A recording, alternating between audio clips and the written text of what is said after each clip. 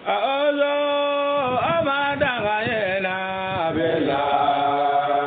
ni ala odala bela jeda aga ngi ka weble sama araje kitana mi gara fala bo venye na za ano do ma de me ne be de bela na la odala do barka me ara wala de ola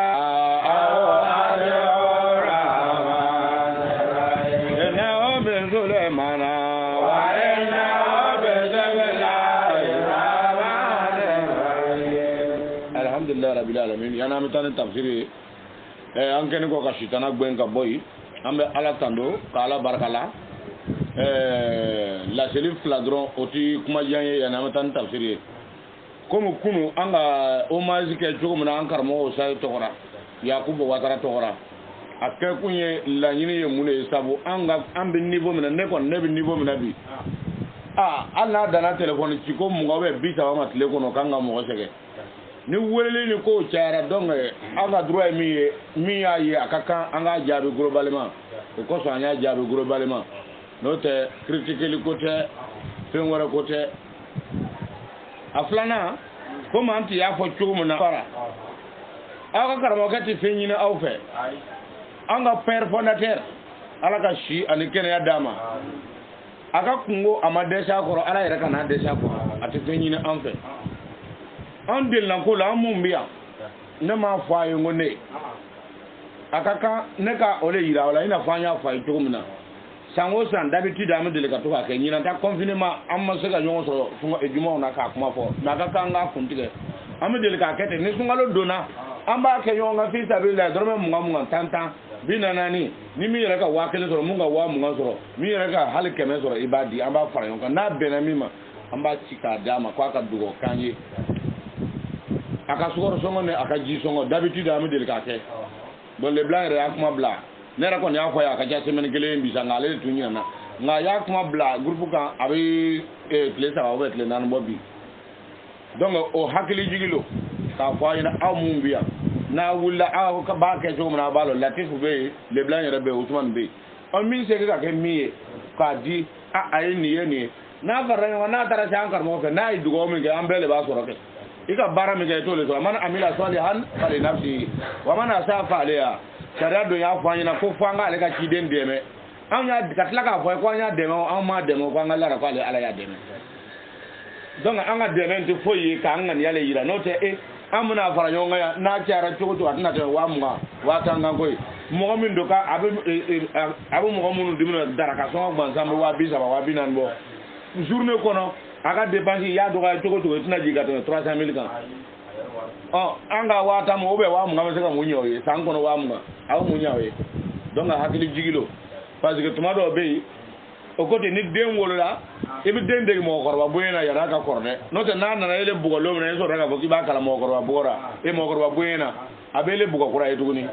ka fara korma inga parce que amade lara o koto na me kalange ame anya mo ne kiden ka bunya fo chugo na ala ka saria kono on tuma do be na wati sira amba nyamari amba walia no te depuis sungalo yara donto depuis sungalo be damna ne min ken sekura ngolo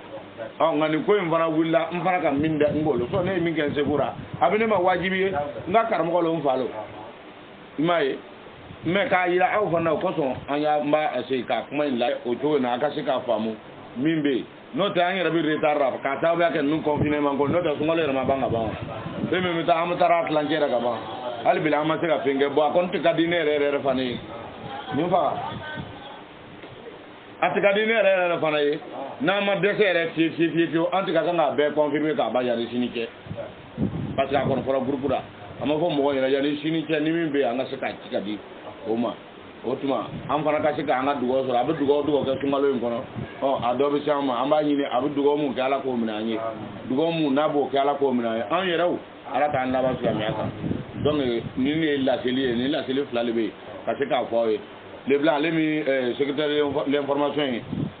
organisation ale kon ya tal ale ya ga baraka ya la se groupe kan fana donc ni fana ka se ka la se bema se te mo ko munu ala mu be misra mu ya be garfa dugu wara wara e ala ndo be kɛmɛ fila bɛ se ka sɔrɔ a tigi fɛ k'a di karamɔgɔkɛ ma k'a ka sukaro san nka ale bɛ maloya ko kɛmɛ fila in ka dɔgɔ nka n'a y'a fara ɲɔgɔn kan kɛmɛ fila kɛmɛ naani waa kelen dɔ bɛ maloya ko waa kelen ka dɔgɔ dɔw b'a fɔ ko waa fila ka dɔgɔ nka n'a y'a fara ɲɔgɔn kan n'a sera waa tan ma n'a y'a bila ka taa activité minnu bɛ Côte d'Ivoire o ta bonya filɛ nin ye komi sukaro sɔngɔ e tɛna i ka kɛmɛ fila dɔgɔ sɔrɔ a kɔnɔ nka n'a fɔra ko e b'a a b'i kɔnɔ a b'an bɛɛ kɔnɔ k'a kɛ koyi nka n'a fɔra ko ele de bɛna weleli kɛ ka waa kelen ci ka taa o maloya bɛ yen parfini i bi lɔ o kɔsɔn n bɛ to k'a fɔ a ye tuma caman jɔ i ka bololafɛn na o le tɛ barika sɔrɔ ale barika bɛ ɲini fɛn de ye barika bɛ ɲini le dugawu fana bɛ ɲini le ninnu bɛɛ le bɛ ɲini mɛ a bɛ ɲini ni mun le i ka fanga ani i ka seko i ka garijɛgɛ kɔnɔ nka n'i jɔra i bololafɛn na i bɛ kɔrɔ ka taa i tɛ dugawu sɔrɔ i tɛ barika sɔrɔ pitigi tuma o tuma ele ka dugawu kɛ n'ele jɔra o la k'a ka dɔgɔ e tɛna di i b'a bila i kun dugawu dɔ tɛna na k'a sɔrɔ n'i taara fitinin le di dugawu nin bɛ kɛ ka to k'a fitinin di ni dugawu nana minɛ belebeleba bɛ na sɔrɔ o le kɔnɔ mɛ n'ele jɔra fitinin na belebeleba sababu tɛna donc laɲini b'o le ye ala k'an kunnadiya sɔli ala rasul ko a y'an tan ni fila bisimilahi rahmani rahim kabako kuma sara alakum sarama a ko ni ala tala balu muhammadu ma sarama a ko fɛn sariya wajibiya ni bɛɛ bɛrɛ la alu muhammadu man tɛ ka mɛn ka bɔ ni ala tala ka diinɛ taabolo kɔrɔmaw na bɛrɛ ma i b'a fɔ ma o ye sariya ye bɛrɛ wasaano ni ala tala tun ye nabi nu le de bɛ ni sariya min ye wale ne ti mɔgɔ fana ladi awɔ waleji ani fɛn min fana awɔ ina ni ala tala ye fɛn min wayo ele ka di ne muhammadu ma ani fɛn bɛrɛ waso ina ni ala tala te ye ladili kɛ ye bɔra ye ne ibrahima ladi dɛ be ne nabi ibrahima ladi ni sariya min ye sarama o fɛn kɔni kɛra sariya ye labɔ alu silamɛw le ma mina de ka bɔ ka diinɛ kɔnɔna na wa musa ne lawe musa ladi ka tila ka nabi isa ladi bɛrɛ olu ladira ni sariya min ye sarama ni fɛn sariya le ye labɔ alu muhamadu mandenw ma mina de o b'alu fana ka diinɛ kɔnɔna na a kun ye ko alu bɛɛ lajɛlen ka fara ɲɔgɔn kan ka jɔli kɛ alu ka diinɛ bɛɛ lajɛlen fara ɲɔgɔn kan ka jɔ wala tata fara ko alu kana ta faran fɛ ni ala taara ka laseli kɔnɔna na a ko bonyana bɛrɛ ala ye mɔgɔ sɛrɛ musirikiw le ka bɛrɛ ma fɛn kɔni na taale o alu b'olu wele ilẹ a ye yɔrɔ in faamu ka ɲɛ dɛ faranfasiya sɔsɔli o t'a ni nabi isa ka mɔgɔw cɛ o t'a ni nabi musa ka mɔgɔw cɛ n'o ye tawurata ni linjili ye nabi ibrahima ale nana ni sariya min ye nabi musa nana ni sariya min ye ko faran t'a ni ɲɔgɔn cɛ kɔrɔnaya in ko ma ko sarahama a ko fɛn sariya a n'a application ko a bɛ kɛ wajibi ye lakum aw ma mina diini ka bɔ ne ala tala ka diinɛ na y'a faamu ma o ye sariya ye waso a bihi nuwa ne nabi nuhu lidi ni sariya min ye ni nabi nuhu ladi ni sariya min ye k'o sariya ye wajibi aw fana kan aw ka taabolo kɔnɔ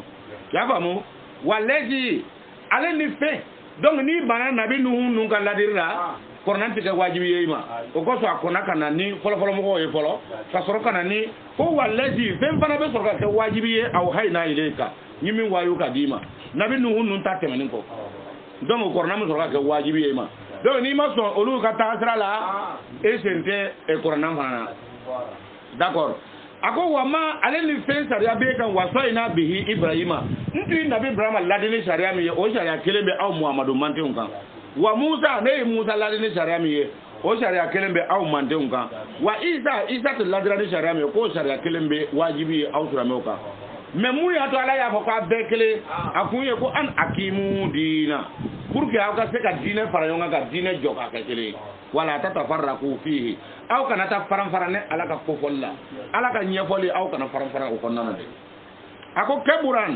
kɛbura ma a ko fɛn kɛra bonyɛfɛn ye alal mushrikina mushriku jamakulu kan dɛ tadu hum olu bɛ wele la ilayhi o bɛ ɲɔgɔn wele ka taa ilayhi fɛn min ma Allahu abigalo ala taala ala taala bi mole suandia naga anala naga gere naga nabi nyuma ya ye bere bere mo mi biara ala taala ye ala taala bi mole kon kanda mo mi ya ye de ala taala ma ile kanala taala ma de yole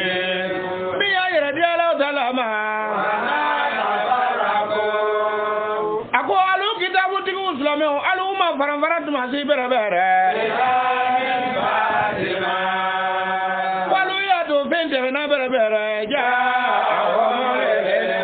sepan ko ka Taurat dari Injil ni Quran di alu ma alu torra ka yada do ka yada yo ni yo je berbeda yada ngo so na tumate berbere na magena la udara ga go ngak ma e berbere makami mbora e diga la udara yoro la ale ko bana lu to e boga ta se wati le ma mo sama wata me golla no ki ama jolo e akona tumake o ye la te to rete be mani visible la uni yo je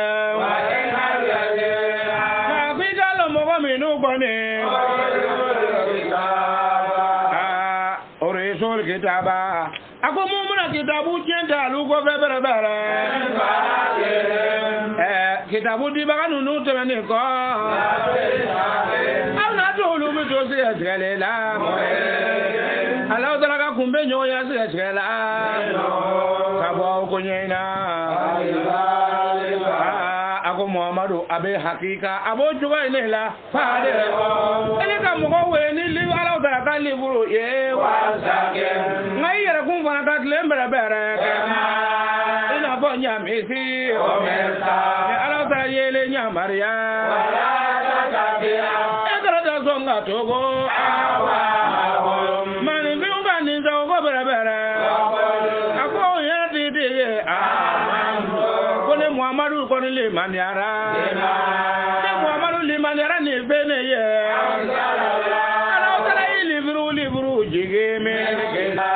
akira Taurat akira Injili ye o me keda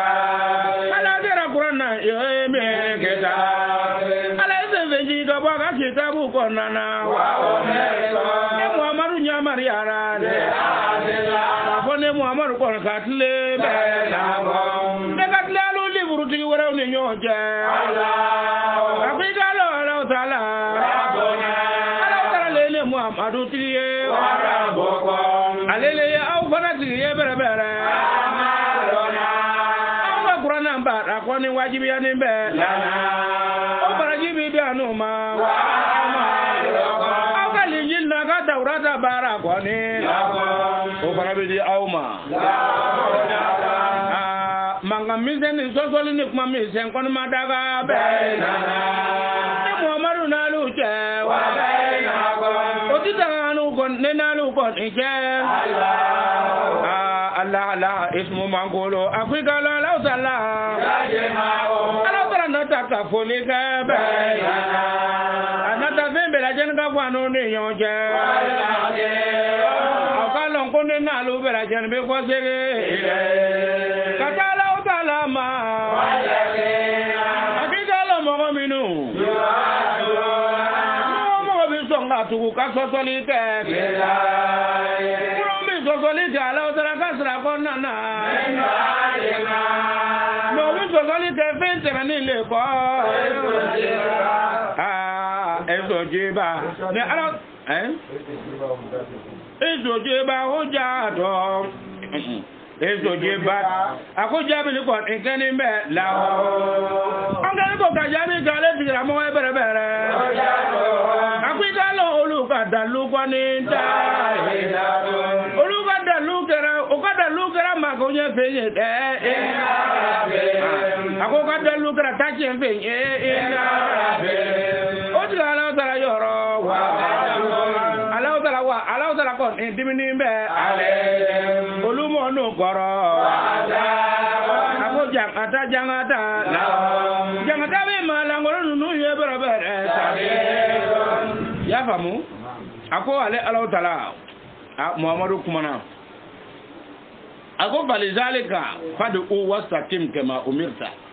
ako Muhammadu okoso ne ala tala yinga livruti ka di ima me yana abeta yoro bera ambata kelengele fenyere tarata jogomina ata shara la kumun nakaji gana fa na bla yoro ata kelengele abo yoro mflekanya ala tala ko korona na ko sharrahama ayan tanu flaina ako fe sharia kenin be ya famu fe sharia wajibi yani be lakum alu Muhammadu manti o lakum awma ama bo lahum o ma de na to ko lahum o yu o ma e ako sharia wajibi lakum awlema aw Muhammadu manti o ne kolo ka bo aw ka dine kono ala ka dine rere kono ko fe sharia wajibi ya ka ma o isa penye wa sa be nohan nyinu ladini sharia mi nabi nu ka kitabu nabi nu ka tabo nyinu ladini sharia mi ko e wajibi aw Muhammadu manti o ka dine kono walladhi awhayna ilayka no yi sono wajibi ya masasa fembi soroka wajibi ele yere kan nyimindi yere ma itokorata donc ni bana tide temenu ngal livura hali ka kornantoy ni bana tide temenu ngal kumana kornambla ya famu akole ko tide temenu no enungu ye ko olugule ka sare wajibi ele Muhammadu kan folo olu wajibiya ni kana walezi fembi soroka ke au hayna ilayka yimi ka wayiye kadima wa ma wasana bihi Ibrahima ako nabi Ibrahima neti nabi Ibrahima ladini mi Abdul Qudus nya ladini sharia mi ko sebe ke ako o sharia bi e ma wajibi au sulama au Muhammadu manto ma wajibi wa ma wasana bihi Musa nti nabi Musa ladini mi nabi mi fa ko Torah ko Taurata ako o fen sharia wajibi au kan wa ma wasaina bihi Isa akone Isa ladini sharia mi no abu fo mako Jésus-Christ no ka sharia l'Injili na abu fo mako évangile ako o sharia wajibi au sulanoka ni ma so nunu le makornanti ke wajibi ma donc chamambara anu kornanti ku ye anu sulamaw ye anu nini ye ele do kitu sonena asiti wajibi ma bebla ala na tan woloma ka bonye fe abu to ka yana fla tan woloma ka yira kwa be wajibi ye ika me olu mu fara ko ta wajibi c'est-à-dire kuma la yini be ku kana keleke no yi ni ka sharia mi sura kono nabi ma ko nyebe se ka barake nay me kelele ti no che ito kone ko tanta ya parce que abana woloma nyefe tan kuma ni an akimu fi akoni ye ne ala nunu ka wajibi ya kwa ka faranyonga kwa kune kwa ka faranyonga kele ye ka se ka dine jo mais nele nana ko do tanta yedo dina jone ga bele do ele dina kele bakale dina jugule tanay wala tatafarraqu fi otuma meme fa wala tatafarraqu ne ala ba nyina aw fe aw kana songa faram fihi ne ala ka laseli kono ni ka kasrata aw ti aw be ala le be ci nga ele taranoro na ni ba taranoro na aw ka faram ni ko ne bi ni ci den le fe ko to non to foye ni ko ne bi ni fe to foye ku wala tatafarraqu ko aw kana olike alu munu ko isa tanga ci de muta tanga ci de aw mu fa la ngoro aka kafiri ale bijo agange tanaye kabura ala mushrikina akoni kuma min flete kwa ka bon aka bon mushriku ma mo ko be faka flanka fu yake ka kiden do ta ka kiden to bla ka kuma wara ta sanga ko ale be kiden no nga kuma wala wala o flanka fu yake ko kuma be bonya o tigira mo parce que atidiaye ma tadu hum ilayhi obuka ngo wele ambuka ngo wele katako kataka fuka femunu beke kelen ka Isa Musa Ibrahima Muhammadu ka beke kelen ko ka sharia ka kelen de ko kuma ne be bonya ama parce que atibe ama ibo wele ka ta femi ko amuka ngo wele ka ta femi ma abeke fem baye olunyina o ti so musir kuma goni donc ni na mi aba fara pale bu golman ke Isa tando ye Musa tando o jira ban Israël ma aduna ta bota musir ku do Allahu yastabi ilayhi man. Ako adiara aw yo woloma wo aw mo woloma aso na ko fara nyonga ko ale ala yere le be mo suwandi ale ala le be mo trier Ya sha mo men gadi ale le nunu trier ko kai ka ba aw woloma muna anti sonina ni tara bani israila ka olema azurata aborata ka so farnyalo tanai wa yahdi ilayhi man yunib. Ako ale ala fara be mo kanda kana ayere mo mi ya yere de ale ma ni mi yere de ala ma ala fara be dabo ka kora na ni yere de ala ma kwale ba ale ka kanda bu wajibi ka oh wa ma tafaraku. Akonga mogo le ma fara diga nyamo o ma kala ke tuma shide illa min ba'di ma fo o ya to fenkera ka ko ja'ahumul ilma. de keni ko kanga tawrata loni yira mogora kan linjiri yira mogora ka korna yira mogora ka yira kwa bega ke kelen de ko wati le sisa munun nana ciden nun ko wulla ka faram be ya ka ciden ta ka yada ta ka to ko be ya ta ka yada ta ka to ko ni yada don mbire se ka nunu ciden libru saba nun fara yonga ni yada bira it se ka nunu libru saba nun fara yonga jamais ima ya yo le foyena ko mo makele masi be ka ka takasra ta mo ya to ale ken ko ka libru sawa be digi ka faranyonga ka fay ko kana ke faram on nyonje ko o so raka ya data kana nai kitana do na orasiya oh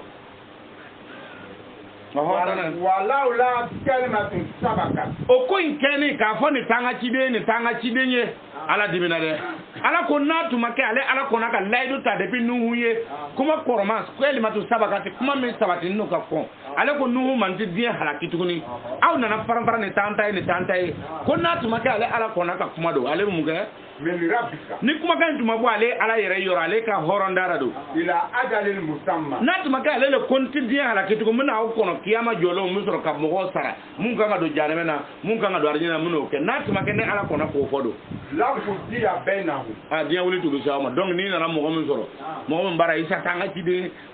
cide mo kunta no mo kele ndama abe dia wuli de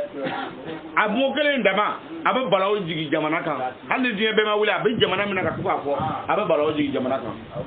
ala kuma ran ko na maka ale tun ko na ka kuma be ale ko na ka kuma ayere ka masaya kono be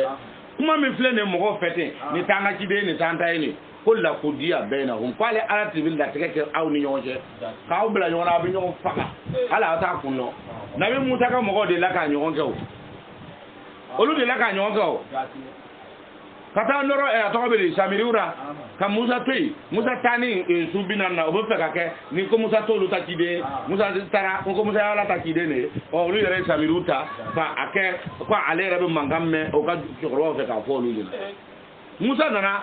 ala nana mule fo ina ala musa ya ala gar ko ala ka yafa ale ka mo ala ko mbi yafa condition kele o ko tulu anfusakum ibo blala o ka nyon fanga yere ni mun to rambi yafa oluma o ya yafa ni de aw ko dis aw mun ba fora bi aw mu ke musa ka mo ya nyon gar musa tani su binanina ala ka limikati na ala ta la ka kumbe nyon yara o yimi ka ko fe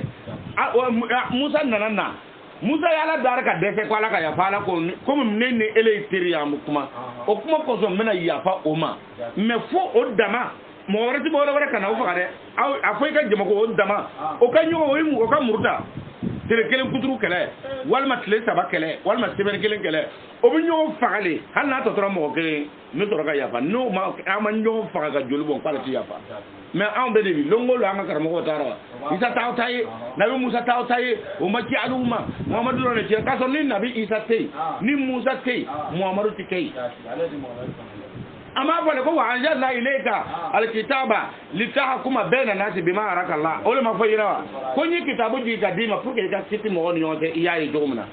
o bori ko ara anana fole ko ina anzalna ilayka alkitaba bil haqqi musaddiqan lima baina yadayhi min at-taurati ama fo tenewa ko ni kitabu di gadi ele muhammadu man ninga chenye no e qur'anai ko me ka qur'anai ko be fene yira ko feyi chenye femina mbi mo bolo koroka koroka bota urata kono mais aw mo ya wana tlaga ko pata te ma be dia wuli kuma lela o bi jamana ci kuma la gouvernement ka nga nyayin le ni kuma mbora karamo ko men dara ba mine ka ta ju gbasi halira ka gbasi fuka juule na borora ana wotoro nyini ka kenya ma che abubakar mo wara batra mo no ati karamo ga nyelo aw ma kala akwa bake aw ka ba fo na yo ta na dana ka sirmu rema dron mo tik mo be do mais abu fe kana do dina kono ka dina nyefo o le baray do ale le kenni no dana dana ka sirmu rema yi mo tik mo do wallahi hal na yara ma ko lora fe no ra mata bla se berray aya ce wani o be ay ni wurdi ay ko malu le sirmu ru aya ni wurdi ay nyamba o sara mais o akwa bi na dina fana nyefo walma o yaw bla kwa ka mo sel limamu kwa lu ka limamu ka mo sel na dana odro ma jomo kuma fe mais akwa bi don sariya ko nyefo alors que limamu ya ani sariya tiya fem flalo kelente hal ni tara ma mo mi limamu ya dati sariya parce que ale be ibi sariya kalan ke kurayele ibi kornan jigi ka ban pew ka fe ka sariya kalan hal ni tara arabu fe comme ça limamu be ko mo sel o kono min la kelimu be o bina ne kutuba e ta do mo o bila selu ke ni information mu be nga sharia ire ka te sharia ti ko be dana arabu ke o ne limamu ti kele nga on fe no mi ke limamu do pa ka mo ho seli ale le gara sharia ale le ko ale nu sharia me be ko ta le nyinga ale ta lo kata alfatiha kana bla kul wala ni kan le zone dana we be se ka mo ho seli an ko maka fo ka ta sa na ye alfatiha ka ta bla kul wala o limamu ya ka ma ko mu kana lo o ni on kala mbake itera ka min sɔrɔ seli sɔrɔ na dɔrɔn i bɛ mɔgɔw seli n'a ye fo maga ka taa don n'a ye arigile na fana o ni i ka kɔrɔnan complet lɔn k'a sariya lɔn c'est pas même a ti kelen ye nka mɔgɔw b'a kɛ kelen ka sɔrɔ kelen tɛ o kosɔn ala ko mɔgɔw ma ban ale ala la tuma si fo ale kɛlen k'a ka lɔnniw jigi ka na tuma min na o y'a minɛ ka kɛ yaada ye o ni ɲɔgɔn cɛ ka yaada don a la ko n'a tuma kɛ ale ala tala ale ala kɔnna ka kuma k'a tɛ mɔgɔw halaki tugun vraiment kuma in kosɔn k'ale ala tuguna mɔgɔw halaki dɛ tana in wa inal ladina urisul kitaba a ko nka i k'a lɔn mɔgɔ minnu n'o bɛna na to yen ka ne ka kitabu tiɲɛ ta c'est-à-dire minnu bɛ to yen cidenw kɔrɔ cidenw kɔfɛ ka ne yira ko fo olu ka kitabu in baara n'a bɛ fɔ ko suwadikulu adu don ninnu cidenw tɛmɛnen kɔ don k'olu bɛna to sigɛsigɛ ni ɲɔgɔn sɔsɔ kpansa de la olu a dɔ t'o le la bi wa aw b'o le la bi don ɔhɔn taa n'a ye a ko muhamadu o kuma o kosɔn yanni n k'a fɔ ye ko mɔgɔ min bɛna na ninnu kɔfɛ k'o bɛ to nin na o tuma o kosɔn ele muhamadu yɛrɛ o tuma e ka mɔgɔw wele ni ninnu i ma ye a ko fadi u a ma leburu fɔ dɛ fadi u bi tawurata fadi u bil injila wa fadi u bil qur'an i bɛ mɔgɔw wele ninnu livuru ninnu kɔnɔ i b'a bɛɛ mɔgɔw wele wa ale jama ka kan ka kuma bɛɛ kɔnɔ mais i bɛ mun kɛ ele k'i tilen dɔrɔn komi ala y'a ɲini cogo min na n'i taara minnu ka livuru kɔnɔ ka taa sariya bɔ k'a tigɛ k'a fɔ ko tan n'o nana n'o ka ninsago ye kana tugu o kɔ ko wala tatabi ahwaahum mais mɔgɔw bɛna to ka nin le ta nin haya in le ta ko ala ko ala kana tugu yahudiya ni nasara kɔ kɔrɔna m'o fɔ yɔrɔ si dɛ a ko yahudiya ni nasara k'o ka ninsago ko aw kana tugu a kɔ ale na aw kana tugu o kɔ kelen na o ye yahudiya ni nasara kɛ min ye ko juif et les chrétiens k'a sɔrɔ c'est pas même chose ko juif ni chrétien k'o le ye yahudiya ni nasara ye k'a sɔrɔ tiɲɛ tɛ kelen yɛrɛ tɛ kelen tɛ yɛrɛ a yɛrɛ tɛ fankelen fɛ yɛrɛ juif ye ala lɔnbagabaw ye wa olu bɛ baara kɛ ni ala ka sariya ye hali sini chrétien ɲuman olu bɛ baara kɛ ni ala ka sariya ye hali sini yahudiya ani nasara olu ye kafiriw le fankelenw tɛ o juifu olu mɔgɔ minnu bɛ nabi musa ka tawurata lɔn ɲɛnama hali o sigɛ tora o bɛ baara kɛ n'a sariya bɛɛ ye hali o tɛ sigara olu ye juifu ye chrétien juifu olu ye linjili ye minnu bɛ baara kɛ ni linjili ye o tɛ dɔ fara kan o tɛ a hadisa fara kan a bɛ fɔ olu de ma ko chrétienisme mais yahudiya do mɔgɔ minnu tun bɛ nabi musa ka tile la n'o nana na wuli ni musa kumana o fana wulila ganganbaya fɛ k'o yɛrɛ bonya musa nana anw sɔrɔ yan a nana sɔrɔ an ye lɔnnitigiw ye o fana bɛ wuli k'olu bɛ taa o ɲɛnata ɲɛfɔ k'a don a la musa ka tawurata fɔ ni tɛmɛni kɔ o k'o bɛ taa o ɲɛnata fɔ k'a ɲɛfɔ k'a expliquer mɔgɔ ye o yɛrɛ ɲɛna cogo la a fɔra olu de ma ko yahudiya musa ka kanda nani kɔ ko mɔgɔ minnu ye kanda wɛrɛ y'i sɔrɔ o yɛrɛ ye n'o ka kunna miiri ye o ni juifu ye kelen musa ka mɔgɔw de olu de ye juifu ye mais o juifu ninnu cɛ ma yahudiya bɔra ye o ni juifu ye kelen isa ka mɔgɔw cɛ ma olu ko k'olu ye nasaraw ye isa yɛrɛ nana olu fɛ fana k'a la isa nabi isa ko man ansariya ila lahi ko jɔn de bɛna ne dɛmɛ ka ne dɛmɛ fo an bɛ se ka taa ala fɛ ka ala sɔrɔ olu dugumo to ba olu hawariya mo ko nanu answaru lai antina soyelera ko ena na so anu yere bala de na nanu tumala de bi ndala so olu wula ka ken nasara o ma so isara ole ni ya to be christianisme kele no o willa o jama kunu ne temay ta kay fendo ina ko domunu ba an temay orea ko ta stranyo ya ye no lu bi selle ka so ka suntige abi jang ya o fana bu ko yere ka ci te mo ya okay ma bayina ngum mo no malla ngolo ndanu olu bi fitri selle ka foko wa ko le sebeni be ado o tuka yira mo jira olu bi fitri o ka fitri selle ka bam pew ka so ka suntige malo ya boyro mina malo ya boyro mina imaye ebe mo langolo bo so mbiye yoro ya ora la donc me na mi fina juif ya vamo oni yahudia kelente nasara ale ne christianisme kelente christianisme ko mo mi ya yerdi ale Allah taala o tewa nasara do mo munu ko lu le bala deme keleno mo mi ya yerdi alama ani nunu ko an ta yerdi alama de an ne bala deme c'est-à-dire na mo ala deme ala kelente se ni ya fle ba ye ko ala ko ka do ye ko kuma nu konnana kuma duma no kake kuma olu le bala deme no lu mala deme ala tise onna sara foto onna sara kele on te aw fa yanka ari sa sewa c'est à dire no lu mala deme ka korna kele tise ka kiti wala onna sara ulo alu tu fe jonu nasara ulo do olu bana yo bana ka sabo olu bana isara o ko le ko nanu ansaru lai anti tugele ko ki deme ka taala fele aw yere le be ala deme na kornan ko fa amana te toy fatu isa yo waju do yere entara lo ko tenkina mo te kala deme ambe tay sale deme ka sharia bara fo ka taala soro ko jama kulu do limani rama wa kafarati toy fatu do banama ko lu buto kasra ko na bo pole ma ko yahudia wa gol ma ko nasara ko lu bala deme nasara ni ma ko nasara ko ala deme bago oni na ko juif et les chrétiens ole ni yahudiya ni nasara kelenya dere o willa nyomon tlerale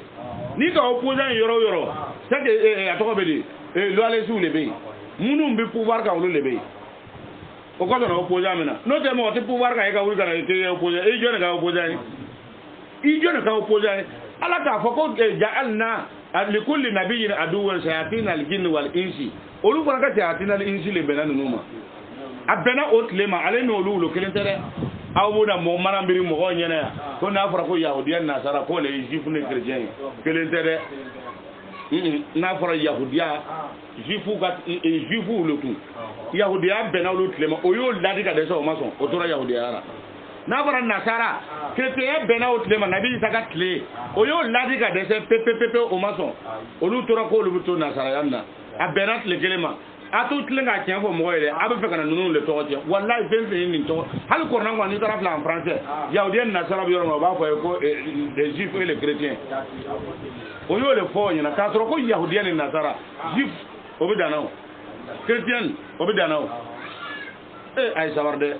faraka ka ko lo de mais neti ji ko na français sere ba ora munu ye ko nan tafsir ka fo ina lulo o ya ko ju ko ba sebe no wa uti ko na français fana ke no mata dawo ma ka étudier aw le ba étudier foro si c'est OK abu so ka ko do ma mais no ya sebe ti ji ko la ka tan yeso ay mi fo yo bo le sebe o ko to ni ka corona fle yalo abidjan ba bari ya wole ka ale ma langulo ne ka caya a makalan ke ko taw be corona fle français la ko lu wajulu ke nay e bi site se ka corona sharia so e bi site se ka corona sharia fo mo koy fika kalanka arabu ala ma lo ko français be ya mo corona tu kan wore la kwale ya di muhammadu makake kalanfe arabu kan iba kala ko le la lisana arabiya ni ka korafle iwe do corona kono français be fen chama se ka ko arabu ya kala yin do yi arabu ya no tu fangele fe jeu de hasard ni fleni o bata ale fote kata ka de ko jeu de hasard mais arabu o tara ko o yi so boni jeu de hasard be fangele mo ko farasi ka tlo menge ele yere ballo ina ko nalmando to ka autorité ka farasi tlo no do aba nya sir do ko ale autorité ke mo lu bina fiu mo ko tlo ne mi farasi ni sara ora yi yere fa e ka marfa o be man mer sama ka simo ma ni yake mbi bo yake mbi o itlo ne mi farasi ale tigi yere ba yere kete na fo sire bolo ka so o farasi tlo ni o farasi jouer o jouer les mi azari mais soboli est-ce que soboli fancy ta yara ko jouer loterie lo il va se faire sur la loterie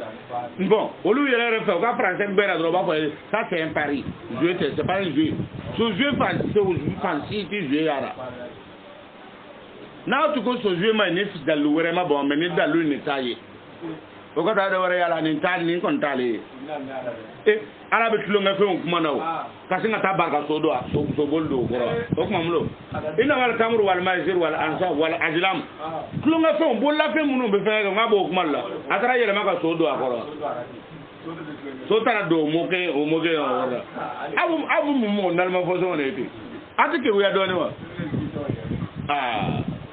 takol akwa fo mo ye amantu ne muhammadu kon bin liman ya bima anjala lahu ala tala ife un fe jige ama ko bima unjila ile inare ama ko min jigira ka dine wade now so now ama so ne muhammadu kon bin liman ya bima ni fe anjala lahu ala ko ni fe un fe jige min kitabi ka bwa ka kitabura no tawrata no linjili ne muhammadu kon bin liman ya nay ama ko kornande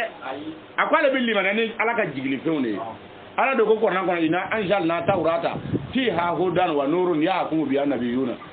tawrata ta ala ka jigi fendo e wa muhammadu amantu bima anzala allah min alkitab muhammadu liman yarni tawrata wa umirtu wa nanya mar ya rabbi li a'dila bainakum imaye amabo li a'dila bainahum de bi konen li mar ya rabbi ane terjaw ne lone tawrata tigu ni linjil tigu anolu le lone ako ordi dira ne muhammadu ba li a'dila ne ka se ka klenge hoya ke bainakum awte ngatle aw ni ñonte angatle anga baraka ni ñonte ne ka livre jigni aw taye doti dota tana ko ni sharia men boraya na sorra eta man wala na boraya oraya ambe soma ni mi bana boraya ne bana be soma ko ngatle aw ni ñonte muhammadu fly mi ko moy Allahu rabbuna ko ka lara ko ala le ne tiye ne mi fora na jigni lolu rabbukum aw yara fa tayinde aw fa tay jigni ala le ni fana tiye o ala kelenu lana a'maluna o tumana na tsa ambe baraka antara nga antu nyon kele lana a'maluna ne mi soro ngako nan kono o bara bine ma wajibi on ni ma mi famu mto fla fe ko takana farantaka no korna mi fo ni ma famu mto fle me ne korna re ma fe mi kuntiga tete ni no wara to me na mi kuntiga ina fa kwa ka seli kwa ka jawabo abo bo chogodi seli bi ke chogodi ni le ma nye sorora ne muhammadu ta awfle aw ka mo tawrata ni linji tigu minje mbota ka farantaka ko baraji soro ko wala kun amalukum to ka fle aw fei naw ka min soro aw bu baraka o baraji ya kai ko mu korna ya fay dunga ko wal yahkum ahlal injila bima anzala allah fi linjili min ba o bolo kwa ka kitike ni linjili ye fembe akono min ba kono kwa ka kitike nay donc lana amaluna wala kun amalukum la hujjatan bainana o kuma na so sorti ne na awti naw yi few ke akono ala le yafo ne re muhammadu bi sonay na ala ba ne nyamara fefe na ni min ko na ni le fefe ke o kuma ala le yafo aw ko na bi sonay so sori man ka do imay ko la hujjatan so sori man kan bainana wa bainakum ne awti so sorti ne awti ne na aw ka kan ajene ka kafiru le kele mais awti ka kele to le biyo tawrata ti gol injil anga kele to le biya ni gi bu ma chrétien bi dorami chrétien bi le so yimi chrétien ta to bore doro fa hete mi metla ka min kalo kono chrétien ne ba be mi ha chrétien ne ba be mi maki bi fa to na chrétien yara ni pakilo ni to tama di maki kono ta ni sumalo sera dorate marché munena ami wati mi na ko bi doro barbon tigi bebe ka hine ko sumalo en kon ba jene jone ti amina ati fara kere jor obi doro mina me abi bibulu ko doro mai ni ki ba chrétien bi leñi mi kornan kono le men be fere ka yi kaya awsula me do le ba nyimi na de abi bibulu ko le ti nyimi passer be bo kalama nabi sa kwat kana ke kwati nyimi ka doro mi lawon nen ko danga kalle to nyimi la nyen ka danga obi Allah akone ala akala ko ala jadi ma ubainana aw ne bi min kera ana bi min kɛra ko a bɛɛ bɛna taa kafo ala bɛna kafoli kɛ bɛɛ nana ne cɛ والمصير إليه wa an bɛɛ ala bɛna bɛɛ kafo bɛɛ nana anw ni ɲɔgɔn cɛ yan wa an bɛɛ bɛ kɔsɛ ka taa ale ala le fɛ o lora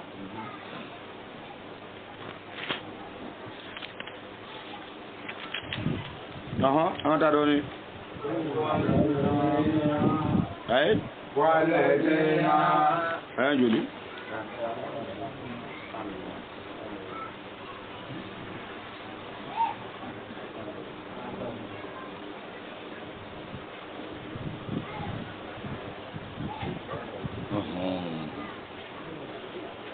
ako walezina fikala mu'minu berebere yo ajo mu'minu betu so leka amate bene nawo Allah akwikalo ala udala ko ni masale berebere akwala udala le yaka kita bujige ala yaka kita bujini je berebere no imizani ye berebere wama yodirika akojone yele muhammadu la loniya la ala saade joni ba yire le ka fo berebere la ala sa alo betu ka farnye tige ko diyan wuli to manja jon ba yire le muhammadu ra la ala sa kama sen man ba yire le ka fo ko diyan wuli ko ni ebe farnye ti ha diyan wuli sira ka ba ala ko ya muhammadu ma ko wa ma yodirika kama sen man ba yire la jone yele kalanora ka fo ko diyan wuli surunyana jon yele kalanora ha yasalunaka ani sa'ati qul inna ma ilmuha inda Allah alloni ba la kelle fene muhammadu talon ko diyan wuli bina na awma barna nyemale na depuis samuga sambina na bara ko diyan wuli suru ati wurda kay aw ka karmo kunta no ga farne ci diyan wuli sira he diyan wuli to ma ale fara diyan wuli to ma nyandu kana fara o fara ka diyan wuli sira atoma ja o fara fara mo de umbara bi aw bu fara fana ati wuli ha wa ma yudirika jone ya kalanga yira elella muhammadu rawo la alla sa'atu ko peut-être ko diyan wuli mi flete karibun kwa sera jone o fo ele muhammadu ha o garanti ka muhammadu ti ya fo ko ni diyan wuli lozi diyan wuli sera ko muto obuna na yelma ka jawye jawbuna ka muto ye ha nanga ma fle bibi na yere nyetara ha muto le be kursi donabi o ne yere aka foro le bo abu bandoro do aka foro bo ay yɛrɛ bɛ mankan ci kɛ sinon kursi denni min b'aw bɛɛ ta dugu ma n k'a bɛɛ ye kelen sisan yɛrɛ la u bɛ ka dɔ kɛ ko sokoto kɛ n ko sinon n ko fɔlɔfɔlɔ adama yɛrɛ le tun bɛ yen cɛ sunti yan ok i b'ale dɔn a b'i jumugu bɛɛ datugu ka na ka tigɛ ten k'i woto gan n'i bolila dɔɔni a b'i i fɔlɔ gɛrɛn gan i bolo don k'a sama paw k'a bɔ ka bila sisan o kana ni ɲɛnabɔ kɛ musow tun b'a dɔn cɛw tun t'a dɔn cɛw tun b'a dɔn a bɛɛ tun tɛ kelen yan sisan a bɛna nin fɛngɛ kɛ abina na loya ka mɔgɔw turu gbaya wɛrɛ yan tanɛ a ko yasajiro latina mɔgɔ dɔw le bɛ tuga muhammadu teliya ɲini kɛ bɛrɛbɛrɛ biya ni diɲɛ wuli bɛrɛ la yɔ mɔgɔ minnu ma limaniya dɛ olu wuli bɛ fɛ ka perese diɲɛ wuli in kɔ ha diɲɛ wuli sera ka ban diɲɛ wuli tɔ ma jan a bɛɛ kafiri n'i k'a mɛn mɔgɔ dara kafiri lo a tɔ ma jan e de bɛ ko dɔ kalama ra i ti miiri yɛrɛ ko ele mɔgɔ cɛ dakarajan in ti y'a ɲɔgɔn fɔ ka na faga a ma wuli wa i facɛ nana wuli ko ale ka sigi ale sigira a facɛ place la n'a dakarajan ye k'a fɔ a ma wuli ele wurudeni ba a bɛna sigi tugun ko a wuli yɛrɛ ko a bɛna wuli e bɛ faga a ti wuli ha ala ko jone ya jira ele muhammadu ka ko kwasira ka fɔ ko wayasa ajilu lazina mais mɔgɔw de bɛ teliya ni diɲɛ wuli kuma ye ka to k'a fɔ la yu'minuna mɔgɔ minnu ma limaniya bi ha ni diɲɛ wuli yɛrɛ ye mun ma lalara ko k'a ka a kuma ka ca olu de dara n'o tɛ a sera o ma ni kana ye kuma cɛ a to ye ni kana ye dugutigi kɔni den a bɛ ko o tara ka mankan min filɛ c'est que mankan in bɛ taara fan wɛrɛ n'o tɛ n'a bɛna ye ka so ko o ta kun tɛ don ni ka mɔgɔ bara ala k'an ɲɛ k'an ta kɔnɔ bɛɛ kɔni bɛ sa wallahi an kɔni ne yɛrɛ kɔni pɛrɛn n'o ka saya kɔnɔ a ma pɛrɛn dɛ ni ka mɔgɔ a bɛ ka saya kuma gbadara k'ale pɛrɛn n'o k'ale ko k'an tɛ ta ka ɲɛ a y'a kɛ cogo cogo quoi c'est n'a jigi tigɛ n'a ma taga bolo de sɔrɔ o la a bɛ kuma na ten n'o tɛ a ma pɛrɛn min pɛrɛnna kama ɲɛnama a ma se fɔli ma tuma bɛɛ o kuma do be se kana walma ke to do be se kana se ka fo mo do ye o to ra ko e pren bara no mun ka samara ko kelma nyala mo na to ta ya famu be ka samara kan ase mun tabi ni golo oh mun tabi ni golo tien golo no te be ta kan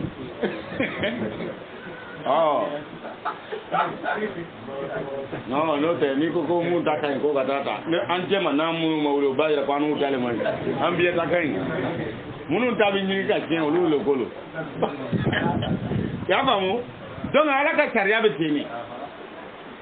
sariya be bara ni jogola akoy ma ko mo mallima ne kiyama ide mo mallima ne la haraite ko lu mo le betu ka telia olu le betu ka telia ka la e je wuli kuma bo so ko mallima ne nayi oh walazina kwigalo mu'minu lo ko le maniara ka olu betu ka transram bela be kuma yire ka tuka bobo darata ko mo mun limani ralama o be sira kuma na ko be sira kuma na ngani ka miya barat ma otma ko kirati yafo mo ko ekote parnyalo amapre tanaye wa yalamuna ulu balo berebere ana ulu kon balo okuna ka lon ko die wole kuma me flani e o balo ko tieno do ulu yire ta hala kuma fe odara me o so ko kon balo ko tieno oh ko je o je e ka lo mo mi no ko ni mo no lo me tu ka so le ke ala o tara ka dine sariya ko nana olu ko me se le ko na ko lu mo bi tu ko so le ke ka to kuma chama ke ya fa mo la dia wuli ko ra ke ko mo ko be fili la fili mi ro ka ja amata nay Allah ta'ala ala ta ko ni no ya ma saye naga jonu yere akoko to lo mo mo ko le gar sire bere ma mi jara ala ta'ala ye ay ga lo ala ta'ala ko ni akoko da ba ma ala ta'ala ye ale do ma sagri mamba ko mo ko mi nele mo mi ko ngera ako nele mo mi be nyine e kera ala e ba ko arsale akirate nele mo mi lara la to lo arjine fe bere ako ne ala to la be jedele ka arse e arse ne be jedele ka le tira mo ko arjine sora ba jidi ka di ma bere ako mo mi fana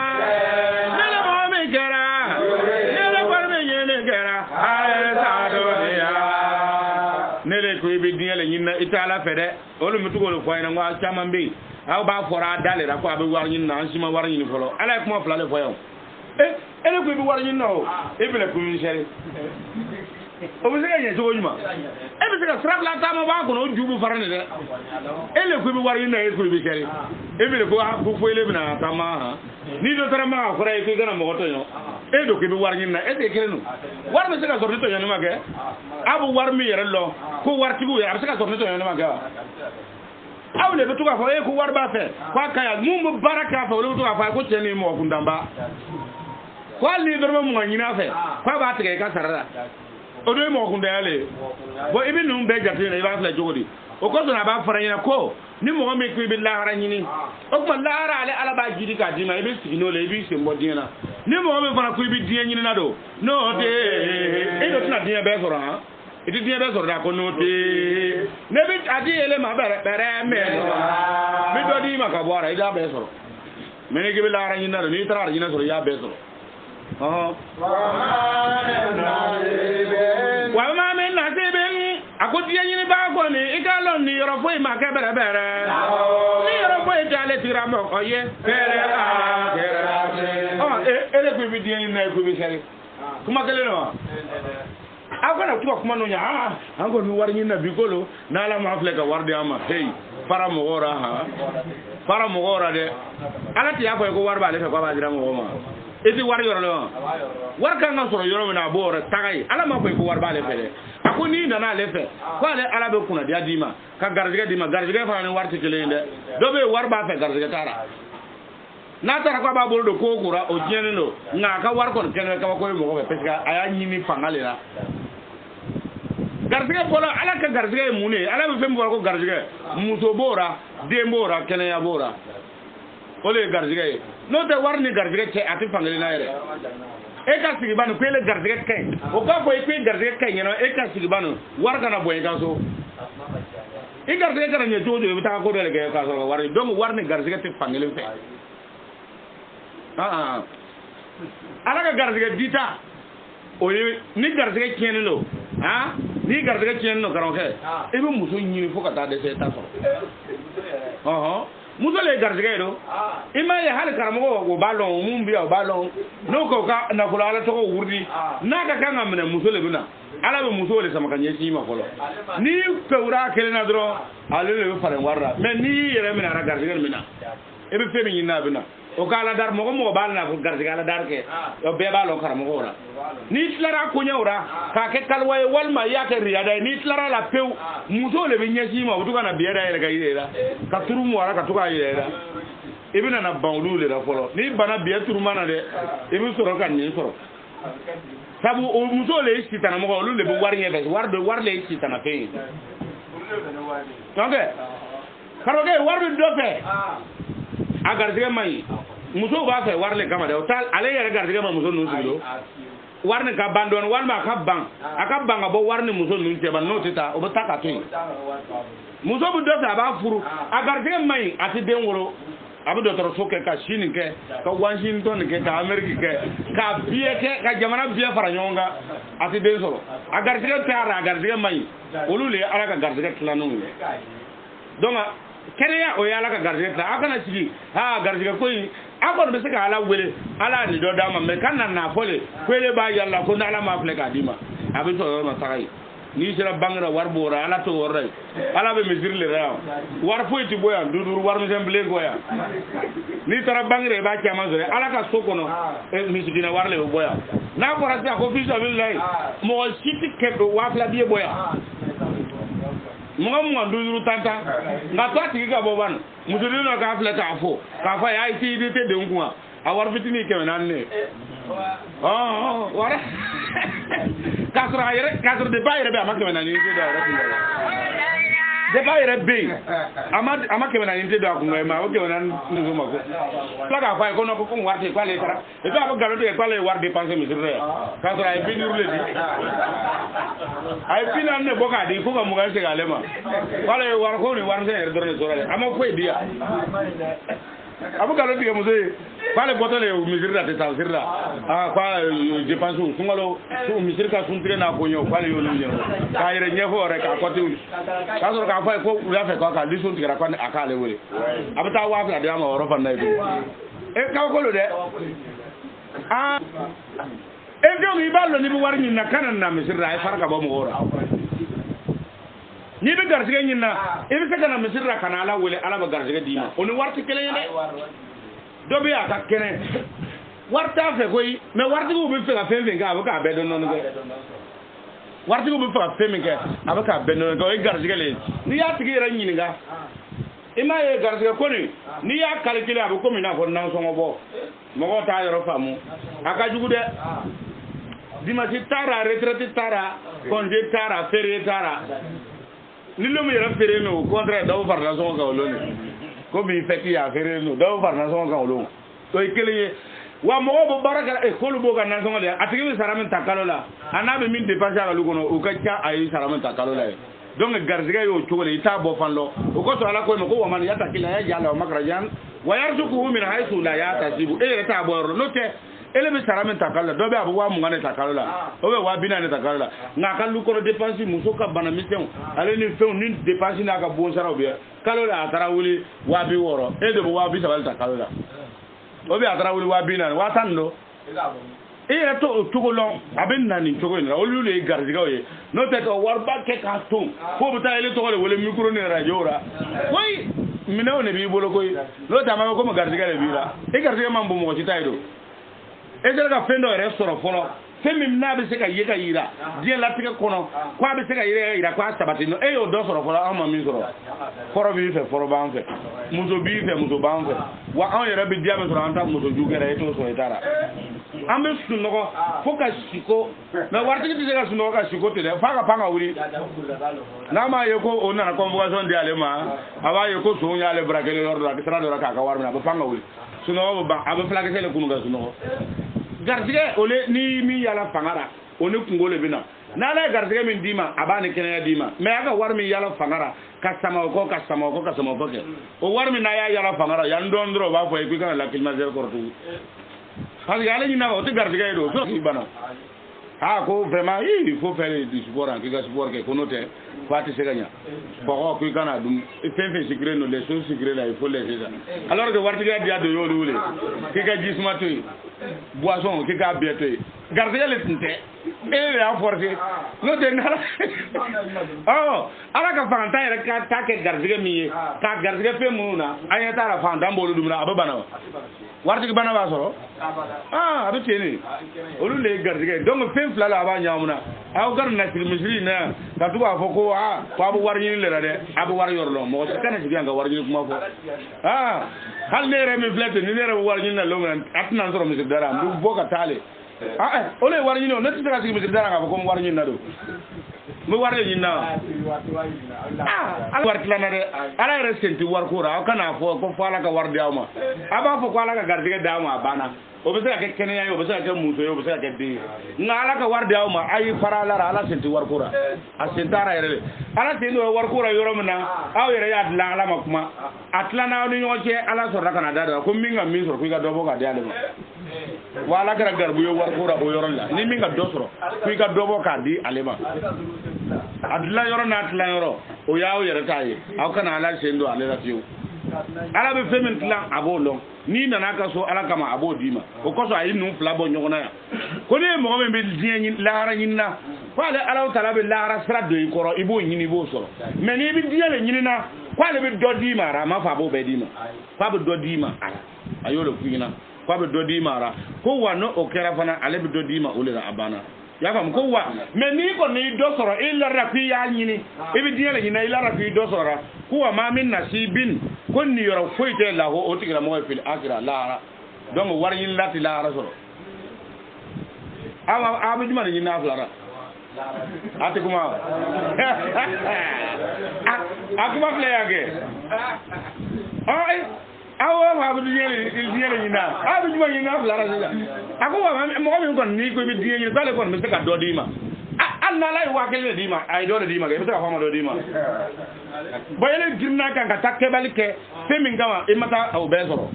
akara muye me ku kala ra fiti ni yoro soro lahara ngani lahara nyini ale arabu to yanga lahara dima abutla ka gardige inimi nga kan diya ko na bo dima agala ko mo